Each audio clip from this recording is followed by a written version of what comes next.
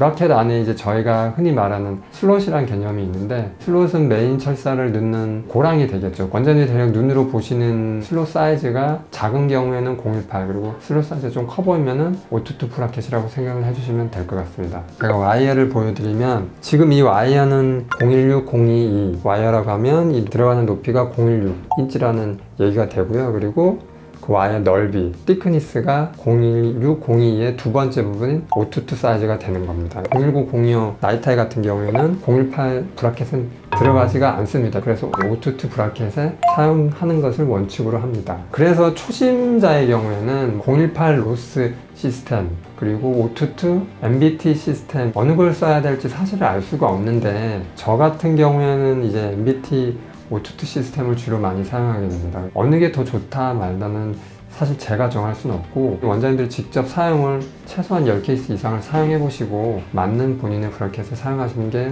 좋을 것 같습니다. 첨언을 드리자면 018 로스 같은 경우에는 아까 말씀드린 와이어 슬롯이 제일 큰 사이즈가 018이기 때문에 처음에 얼라인이나 레벨링 단계에선 012나 014 나이타이부터 시작을 해서 발치 경우에 리트랙션을 하면은 016, 02 SS에서 리트랙션을 하게 됩니다. 따라서 중간 와이어 단계가 522보다는 하나나 두 개 정도 적게 되고요. 따라서 치료 기간이 짧다고 저는 느끼는데, 이것도 원장님마다 다르기 때문에 치료를 해보시고 본인이 결정을 내리시는 게 나을 것 같고요. 저 같은 경우에 좀 더 짧고, 그리고 피니싱 경우도 디테일하게 되고, 그리고 더 좋은 것은 치아에 적은 힘을 줘서도 티핑이나 아니면 토크를 쉽게 잡을 수 있는 것 같습니다. 물론 그 522 경우에도 이제 장점이 있게 되는 건데요. 522 MBT 브라켓 경우에 가장 큰 장점이, 방금 뭐 018에서도 작은 힘으로 토크 조절이 된다고 했지만 522 같은 경우에는 와이어 사이즈가 크기 때문에 토크 조절이 018보다는 수월하게 됩니다. 뭐 이거는 논란의 여지가 있고 쓰시는 와이어에 따라서 최종 선택이 되겠지만, 같은 기간에 같은 철사를 넣었을 때 522면은 이제 019, 025나 좀 더 업사이즈 와이어를 넣게 되는데, 이 경우에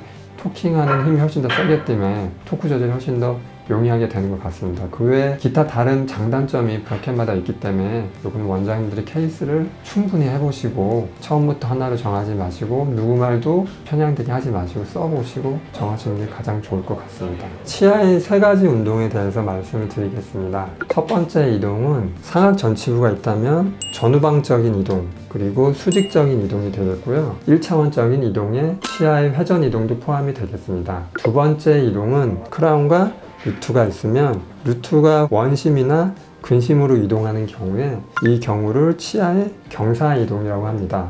영어로 티핑이나 또는 앵굴레이션이라는 표현을 쓰는데요. 치아가 크라운은 전방, 근심, 루트는 원심으로 이동했을 경우 플러스 앵굴레이션이라는 표현을 씁니다. 그리고 세 번째 치아 이동은 치아 크라운이 고정되어 있고 루트가 있는 경우 이 루트가 설축으로 또는 라비알 쪽으로 이동하는 이동을 토킹 무브먼트라고 합니다. 다른 표현으로 인클레이션이라는 표현을 쓰게 되고요. 소위 말한 발치 교정을 할 때 치아에 크라운에 힘을 주어서 후방으로 당기기 때문에 앞니가 이렇게 설축으로 쓰러져서 옥니가 되는 경우가 많은데요. 이 경우에는 치아의 토크가 소실되었다, 이런 표현을 쓰게 됩니다.